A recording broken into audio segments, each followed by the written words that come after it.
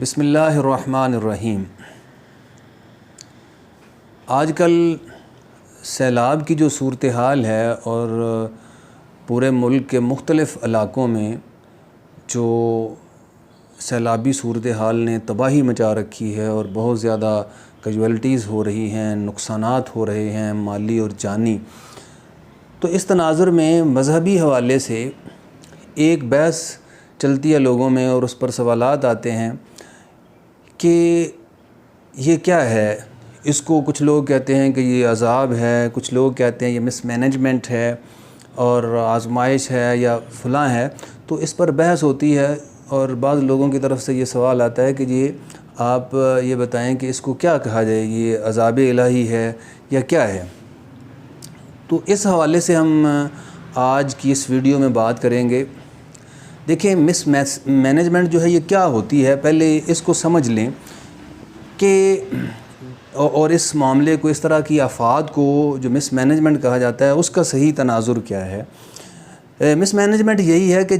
جس چیز کو آپ اپنی صلاحیت کے ساتھ، اپنی عقل کے ذریعے، اپنے وسائل کے ذریعے مینج کر سکتے ہیں، لیکن اپنی جو ہے وہ نیگلیجنس کی وجہ سے، اپنی جو ہے وہ نااہلیت کی وجہ سے، نااہلی کی وجہ سے آپ اس کو مینج نہیں کرتے، تو یہ مس مینجمنٹ ہے۔ ایک لحاظ سے ہم دیکھیں تو یہ جو تباہی ہو رہی ہے، یہ جو جس طرح سے نقصانات جانی اور مالی ہو رہے ہیں ہمارے ملک میں آج کل سیلاب سے، یہ مس مینجمنٹ ہے۔ وہ اس طرح سے کہ دیکھیں، اس طرح کے سیلاب میں جو نقصانات ہیں ان کو اگر مکمل طور پر ختم نہیں کیا جا سکتا تو بہت حد تک روکا جا سکتا ہے۔ اس کے لیے ہمیں چیزوں کو مینج کرنا پڑتا ہے۔ مثال کے طور پر ہم جو ہے وہ ڈیمز بنائیں جس میں پانی جو ہے وہ روکا جا سکے اور اس کی تباہ کاریاں زیادہ نہ ہوں، بلکہ وہی پانی اگر اس کو روک لیا جائے تو وہ آئندہ کے لیے جو ہے وہ خشک سالی میں بہت زیادہ فائدہ مند ہو سکتا ہے۔ تو دوسری طرف جو ہے وہ جو آبی گزرگاہیں ہیں، وہاں لوگوں کی جو رہائشیں ہیں، ان کی بجائے ان کو کوئی متبادل جو ہے وہ جگہ فراہم کی جائے، وہ وہاں رہ سکیں، اور ان زمینوں کو بھی اس طرح سے مینج کیا جائے کہ ان کو وہاں ان کا فائدہ بھی ہو، ان سے پرافٹ بھی ہو، اور متبادل جگہوں پر وہ رہائش پذیر ہوں۔ تو یہ جو مینجمنٹ ہے، یہ آج کی ترقی یافتہ دنیا میں ہم اس کی بے شمار مثالیں دیکھ سکتے ہیں۔ مثال کے طور پر زلزلوں سے جو تباہی آتی ہے، جاپان کے بارے میں یہ جو ہے وہ سب لوگ جانتے ہیں کہ وہاں بہت زیادہ نقصانات ہوتے تھے اور زلزلے آتے ہیں، اب بھی آتے ہیں اور تاریخ میں آتے رہے ہیں۔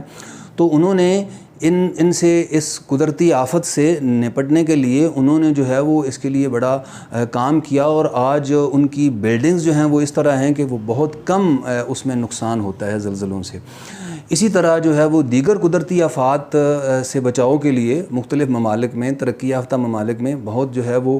چیزوں کو مینج کیا گیا ہے۔ تو یہ چیزیں ہمارے سامنے ہیں۔ یہ ایسے ہی ہے کہ جیسے ایک شخص جو ہے وہ گھر بناتا ہے، اس کے ساتھ والا جو ہے ایک بندہ دوسرا گھر بناتا ہے، اور وہ جس طرح سے اس کو مینج کر رہا ہے اور ساتھ والا اس کی دیواریں اس طرح سے اٹھاتا ہے، اس میں جو ہے وہ اس بلڈنگ کو اس طرح سے بناتا ہے کہ وہ کمزور ہوتی ہے تو وہ گر جاتی ہے، تو اس کو ہم یہی کہیں گے کہ بھئی آپ کے ساتھ والے نے تو یہ کام کیا، آپ کو بھی یہ کرنا چاہیے۔ تو دنیا کے اندر جس طرح سے چیزوں کو مینج کیا جا رہا ہے وہ ہمارے سامنے مثال ہے۔ تو جو ہمارے مقتدر طبقات ہیں،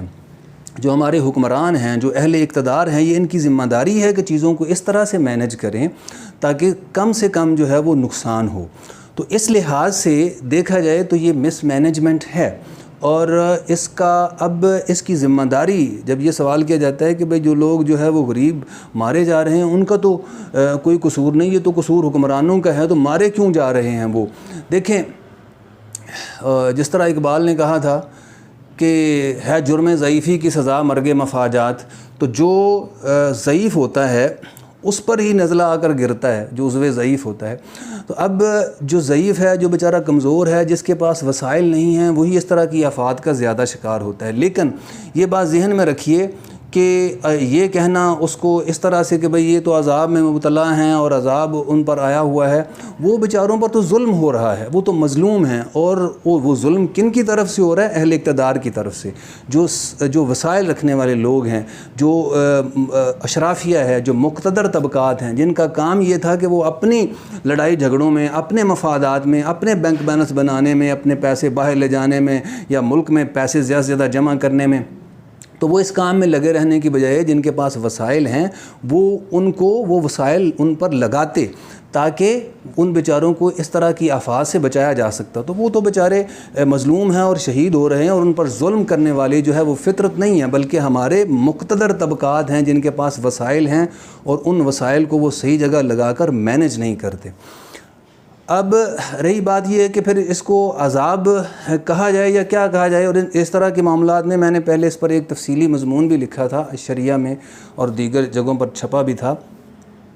الحاد مذہب اور اہل مذہب، چند اہم سوالات کا جائزہ. اس میں یہ تھا کہ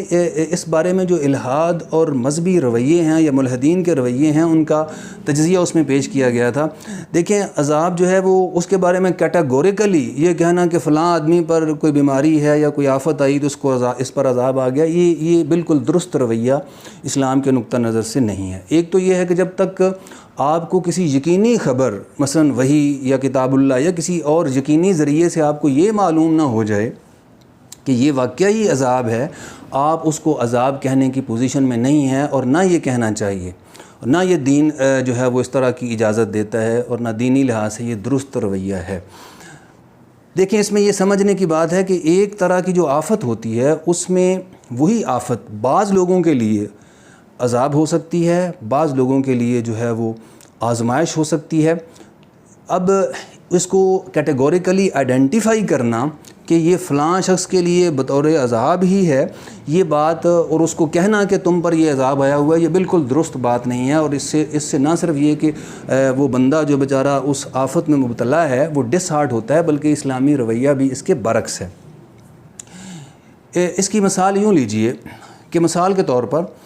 رسول اللہ صلی اللہ علیہ وسلم کی حدیث بھی ہے، ہدایت بھی ہے، اور آپ کا یہ طرز عمل بھی تھا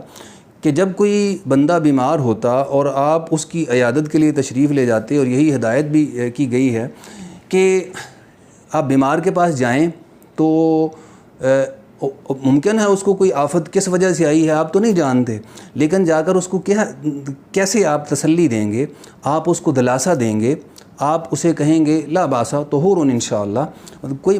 بات نہیں، انشاءاللہ تم ٹھیک ہو جاؤ گے، بہتر ہو جاؤ گے، یہ بیماری تمہارے لیے جو ہے وہ پاکیزگی کا ایک ذریعہ بنے گی، تو بس اس کو تسلی دی جا رہی ہے. تو گویا جو بندہ کسی آفت میں، مصیبت میں، بیماری میں مبتلا ہے،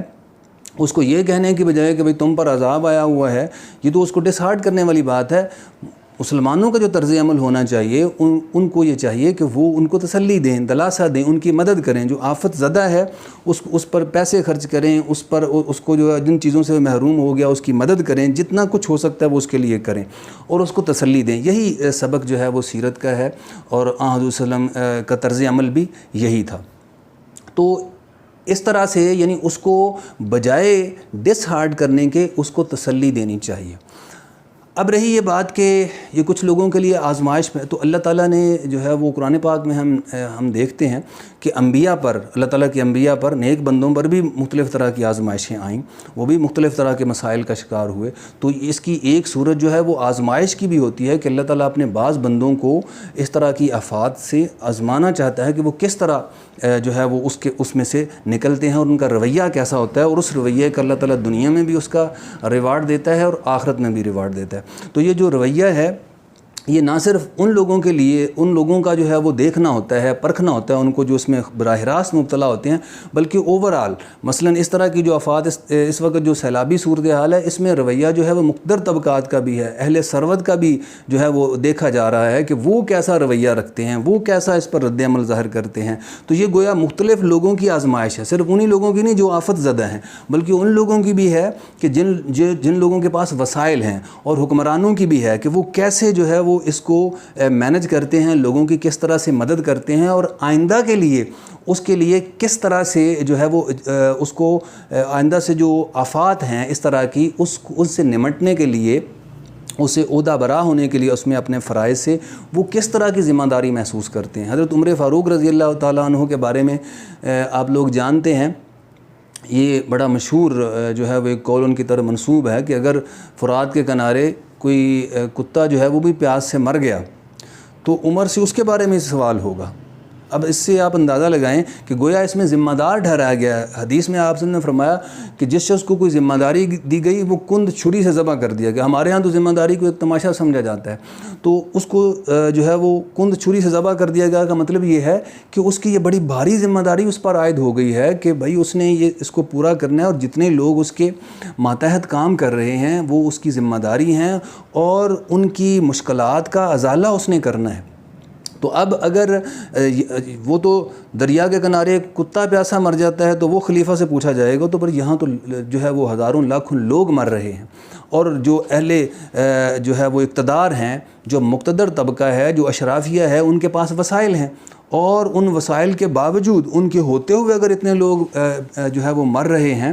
سیلاب کی صورتحال میں یا دیگر اس طرح کی آفات میں، تو کیا یہ لوگ ذمہ دار نہیں ہوں گے؟ بالکل یہ ذمہ دار ہیں، اور